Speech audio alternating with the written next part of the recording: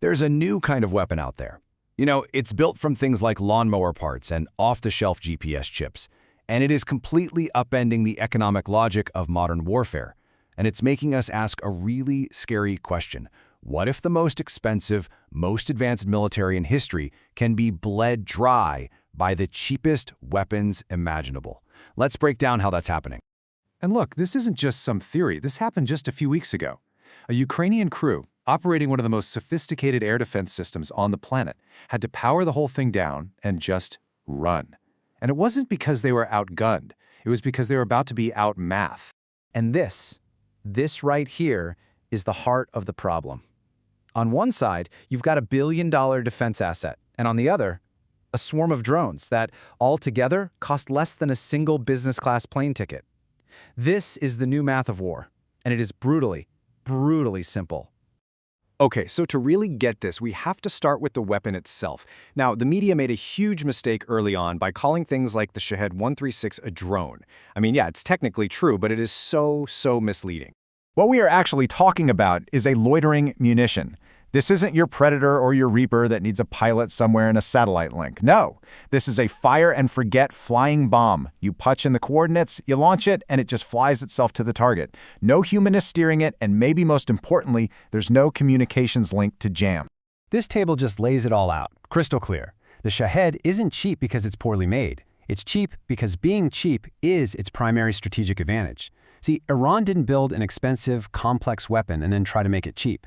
They built a cheap weapon, and then they made it precise. And that distinction, well, that's the whole point. All right, so we've got the weapon. Now let's talk about the target. Why are these things so effective?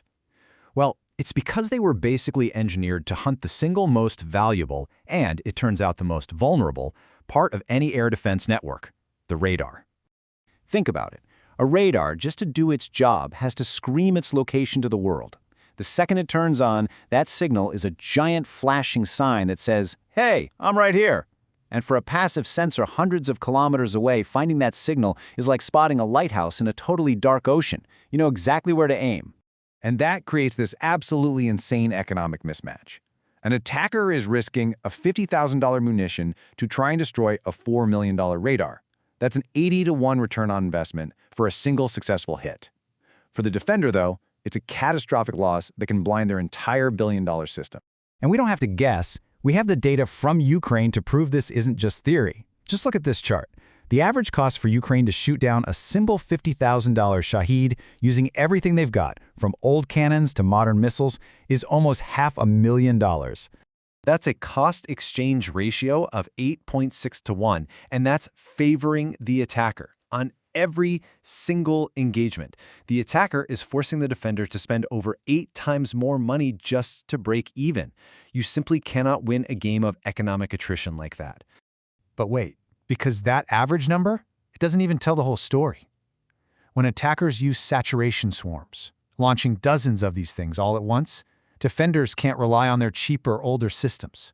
They're forced to use their multi-million-dollar interceptors. And that's when the math gets truly terrifying. During one mass strike last October, the cost ratio spiked to an incredible 16 to 1. The attacker spent $5 million, forcing Ukraine to spend an estimated $80 million to defend against it. 16 times the cost. That's the brutal power of the swarm tactic. And this isn't just a battlefield problem. It's a factory floor problem. Iran and its proxies can churn out hundreds of these threats every single month. Meanwhile, the U.S. can produce about 500 of its best-in-class SM-6 interceptors per year. The production rate of the threat is already blowing past the production rate of the defense. So what does all this mean for the big picture? Well, it goes way beyond just battlefield economics. This is starting to challenge the very foundation of Western military power for the last 80 years, the whole concept of air superiority. For decades, the playbook has been pretty simple, right? First, you knock out the enemy's air defenses. Then, you own the sky. And from there, you can control the entire battle on the ground. It's a doctrine that's worked since World War II.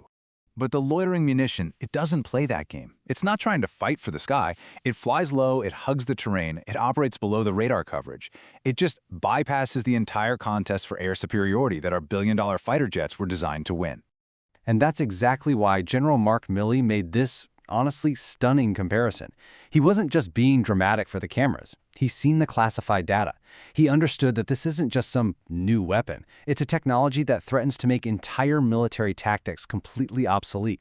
And to really get his point, think about this. The machine gun didn't make armies go away, but what it did do was make the cavalry charge, a dominant tactic for centuries, into a suicidal act. Well, the loitering munition is the machine gun of our time, and the world's most advanced militaries are, metaphorically, still ordering cavalry charges. And that right there brings us to the trillion-dollar question, because this new math of war is also the new math of defense budgets, and that affects every single one of us as taxpayers. What we're looking at here is a structural economic deficit. It's a hole that just gets deeper with every single fight. When your defense costs way more than their attack, and you literally can't produce your defenses fast enough, you are on a path to being economically exhausted by your enemy. Let's put some hard numbers on this. At current production rates, an adversary like Iran could produce and launch an attack wave of about 4,000 drones for roughly $140 million a month. Okay, now look at the other side. To defend against that same wave, the US and its allies would need to spend over $1.7 billion every single month. The massive difference between those two numbers, well, that tells you the entire story. So what's the bottom line? What does this all boil down to? It boils down to a simple and frankly unsustainable exchange rate. For every single dollar the attacker spends, the defender is forced to spend 12, indefinitely. It is a never-ending arithmetic of attrition. And so we're left with this really tough question. Is this just a new technical problem that we're going to solve with some new invention? Or are we witnessing a fundamental shift in the very character of war itself? One where cheap, disposable technology has permanently and irreversibly changed the math. I'm really curious to hear what you all think about this down in the comments.